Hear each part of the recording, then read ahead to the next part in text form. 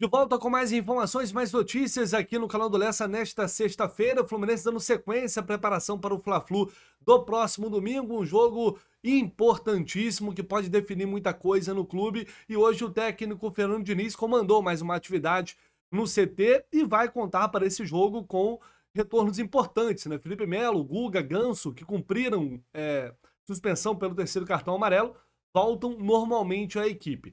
E aí, a gente tem agora uma preocupação em relação aos jogadores que ficaram fora por lesão. Observando as fotos que foram divulgadas hoje aqui pelo clube, dá para ver, por exemplo, que o Samuel Xavier treinou normalmente. Então, a princípio, o Samuel não será problema para esse jogo. Porém, não vi aqui Marcelo, pelo menos nessas fotos aqui, não vi Marcelo, não vi Isaac e o Manuel, né, jogadores que não participaram desse treino. Todos eles serão reavaliados no treino de amanhã, ou seja, o último antes do confronto. Se eles forem a campo e conseguirem participar normalmente desse último treino, existe a possibilidade de ficarem à disposição do Fernando Diniz. O caso que preocupa mais é o Manuel, é um jogador que não participou das atividades de ontem com o grupo, como informado pelo amigo José Ilan. Ele ficou fora da atividade de ontem, inclusive. E o que eu consegui apurar é que esses jogadores ainda são dúvidas. O Marcelo, que sentiu dores, ele está fazendo um trabalho intenso de recuperação e existe uma boa chance, sim, de enfrentar o Flamengo. Os outros ainda são dúvidas, serão reavaliados. O Manuel está praticamente descartado, como informou o José Ilan. Ele ficou fora da atividade de ontem também, então é muito improvável que ele consiga se recuperar a tempo de ficar à disposição para esse jogo. Isaac e Marquinhos ainda dependem do treino deste sábado, mas dá para colocar aqui como dúvidas, tá? A gente vai ter que aguardar, não tem jeito a atividade de amanhã, para saber com quem de fato o Fernando Diniz irá contar para esse jogo. De qualquer forma, voltando Samuel Xavier e voltando Marcelo, você já tem ali uma última linha, uma última linha defensiva já praticamente toda inteiramente à disposição. Aí vai ficar a cargo do Diniz decidir quem vai formar a dupla de zaga ao lado do Felipe Melo. O Marquinhos seria muito importante para o ataque, já que não tem o Ares, o Keno não vem jogando absolutamente nada, Douglas Costa não preciso nem citar.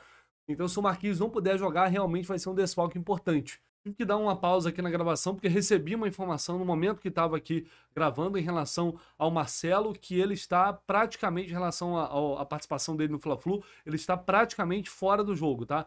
É bem improvável que ele esteja à disposição, isso já está praticamente definido. Então, o Fluminense, mais uma vez, não deve ter o Marcelo para esse confronto, ele não vai se recuperar a tempo das dores que ele vem sentindo.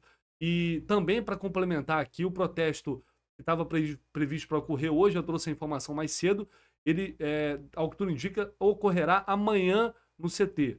Membros de organizados do Fluminense vão até o CT cobrar jogador, cobrar a comissão técnica e prometem fazer uma cobrança muito dura amanhã no CT Carlos Sachiri. Véspera do jogo, o clima promete ser quente por lá. Pelo jeito, o Diniz até agora não esboçou possibilidade de colocar mais um homem no meio de campo, que poderia ser o Gabriel Pires ao lado ali do Martinelli, do Lima ou do Alexander, para formar o meio ao lado do Ganso, deixando o John Kennedy e Cano mais à frente. Enfim, são decisões que o Diniz vai tomar amanhã. Esse último treino é que vai definir de fato a equipe que vai enfrentar o Flamengo.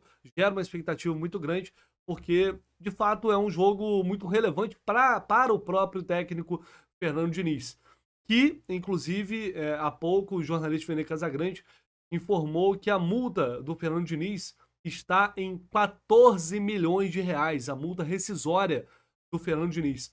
O que faz todo sentido. Se vocês lembrarem, no dia seguinte à renovação do Diniz, eu trouxe a informação para vocês aqui de que o salário dele, que ele teria recebido um aumento salarial muito robusto e que ficaria em torno aí dessa faixa de 600 a 700 mil reais. Valor muito alto, muito alto. É de fato um salário... Claro, o Diniz vem de uma conquista da Libertadores, foi o comandante da competição do título mais importante da história do clube, mas é um salário extremamente alto, na minha opinião, por mais que ele tenha conquistado isso. E agora, a diretoria está nessa sinuca de bico, né? Que é óbvio que está sendo levado em consideração.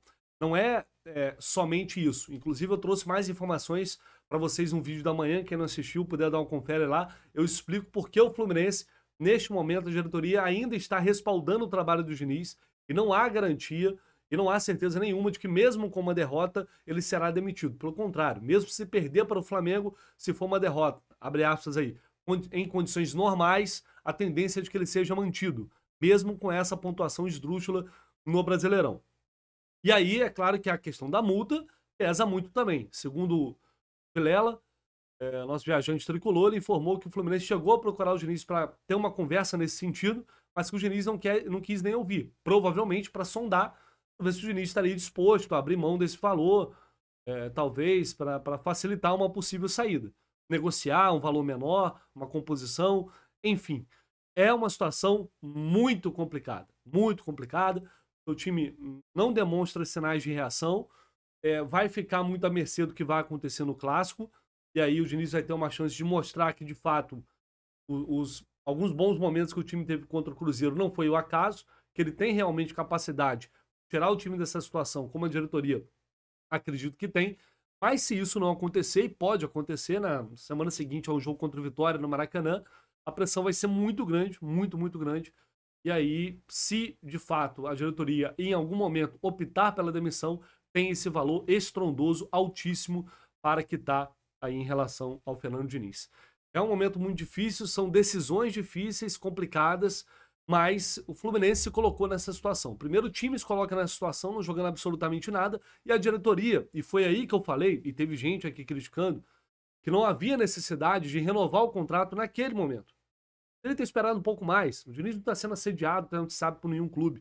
Esperava um pouco mais para ver o desempenho da equipe. A gente sabe como funciona o futebol brasileiro. A gente sabe a loucura que é o Campeonato Brasileiro. A gente está vendo o time campeão da Libertadores na lanterna da competição. E aí a gente busca motivos para tentar entender isso e é muito difícil. Tem coisas que não dá para entender. Eu falei sobre isso mais cedo. Ele ter esperado um pouco mais, ver o que ia acontecer e renovava esse contrato depois. Renovava esse contrato mais para o final do ano. Agora renovou esse contrato antes. Eu me sinto bem tranquilo para falar isso, porque eu falei naquela oportunidade, e tem essa multa altíssima aí para negociar, caso ele seja demitido e não queira abrir mão de fato desse valor. Mas aí tem essa informação aqui dos amigos lá do Soldanense, inclusive o Alexandre Vasconcelos está lá, que faz parte das nossas transmissões no Jornada, é uma pessoa que eu confio muito. Ele disse aqui que a multa, na verdade, é de cerca de 7 milhões de reais. Tá? 7 milhões de reais seria a multa do contrato do Fernando Diniz.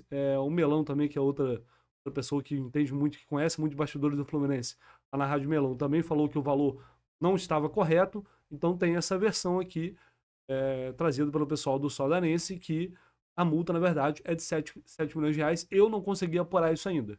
Tá? Quando eu consigo confirmar isso para vocês, caso, né, pelos meus meios, estou repassando aqui a informação. Quando eu conseguir trazer alguma novidade em relação a isso, obviamente, estará aqui no canal do Lessa também. O meia Danielzinho não é mais jogador do Atlético Goianiense, ele estava emprestado pelo Fluminense ao Atlético Goianiense e vai romper o contrato com o clube goiano, mas não voltará para o Fluminense, tá? Calma, se acalme que ele não vai voltar. Ele está indo para um clube dos Emirados Árabes, vai viajar nos próximos dias para assinar contrato. Lembrando que o Danielzinho ele tem contrato somente até o final do ano do Fluminense, com o Fluminense. E o Atlético Goianiense tinha topado pagar 300 mil reais pelo empréstimo, além de assumir 100% do salário do jogador. Então o Danielzinho sai do Atlético Goianiense, mas não virá para o Fluminense, seguirá direto para os Emirados Árabes. Ó, vou deixar aqui no comentário fixado na descrição do vídeo o link para a Mais Ágil, tá?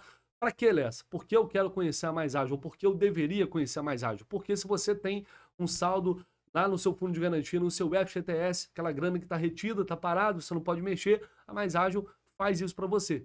Ela pega, transfere o dinheiro para a tua conta, antecipa essa grana e você recebe sem nenhuma burocracia. É claro que você tem que se informar bem sobre as taxas, sobre como funciona o processo, enfim, todos os detalhes, vai ter uma equipe lá pronta para te atender.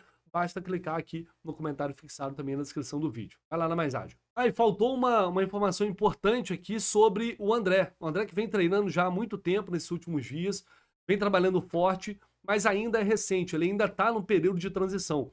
Então é um tanto quanto improvável, infelizmente, que ele esteja relacionado para esse jogo contra o Flamengo. A tendência é de que ele fique sim à disposição do Diniz para enfrentar o Vitória na quinta-feira que vem. É natural, é normal, por mais que ele esteja treinando o jogo, é outra parada.